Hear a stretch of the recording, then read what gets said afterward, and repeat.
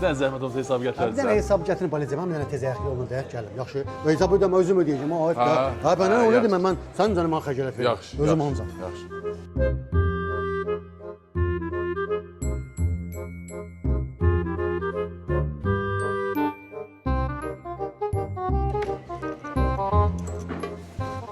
Qardaş, dən zəhmət olsa posterin laqət hesabı ödəyim də.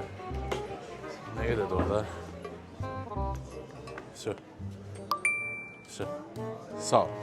Hə, qardaş, nə qədər elədin? Hə, ödədim mən pırıcı, söylədim. Bana söyle ne? Mən dedim mən xəcalət etmə, ödəyirəm mən o ay. Şey betmə, gəl dəfə ödəyərsən. Ha, yaxşı, gələn dəfə. Şeylə, orada bir qaşıq stalişi qabı olmayan paket aparın. Bir qaşığı. Hə, dana nə maraq deyirsən, bir qaşıq da pulunu verib top getənə nəsindir? Hələ bir dəqiqə əlini hara atsan bəlkə çayı uzat qoyum, amma heç nə də qoymur. Bunu da əli bəxt deyəsən. Yaxşı, bir tez ol, gözləyirəm.